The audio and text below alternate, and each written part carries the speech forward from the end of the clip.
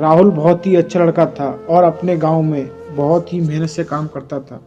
उसका एक ही सपना था कि वह बड़ा होकर फौजी बनना है। इसके लिए वह दिन रात मेहनत करता था। उसके गांव से कुछ दूर सुमन का घर था, जिससे वह बहुत प्रेम करता था और हमेशा यही सोचता था कि जब भी वह देश का फौजी बन जाएगा तब वह सुमन से शादी कर लेगा। सुमन भी राहुल से बेपनाह प्यार करती थी और उससे ही शादी करना चाहती थी। वक्त बीतता चला गया और एक दिन राहुल फौज में भर्ती हो गया। अब वह अपनी ट्रेनिंग पर जाने की प्लानिंग कर रहा था।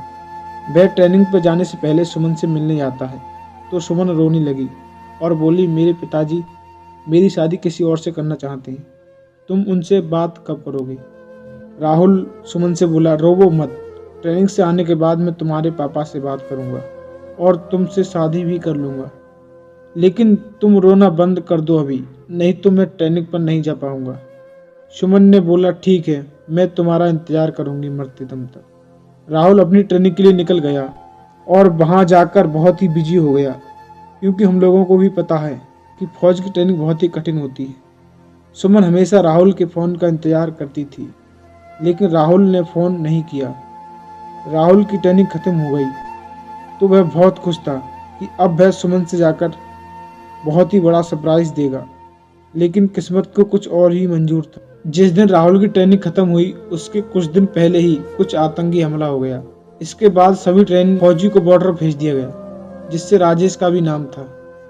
पहले तो राजेश थोड़ा निराश हो गया, लेकिन जब उसको अपना सपना याद आया तो वह बहुत खुश हुआ कि जो वह बड़ा होकर करना चाहता था आज वो दिन आ गया है और वह भारत माता की सेवा करेगा। बॉर्डर पर लड़ाई शुरू थी और राहुल वहां पहुंच गया और जाते ही कुछ दुश्मनों को मार गिराया। राहुल लड़ाई कर रहा था, तभी एक दुश्मन ने पीछे से राहुल को गोली मार दिया, लेकिन राहुल ने हिम्मत करके उसको भी मार दिया। राहुल को कई गोली लग गईं और उसने वहीं पर दम तोड़ दिया। मरने से पहले राहुल की आंखों में आंसू थे और एक ही बात का गम था कि सुमन कैसे रहेगी।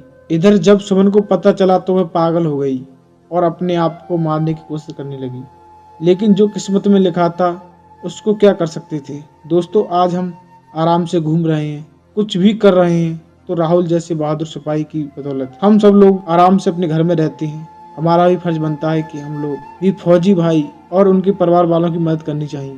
कहानी कैसी लगी कमेंट में जरूर बताएं। कहानी सुनने के लिए आपका बहुत बहुत धन्यवाद।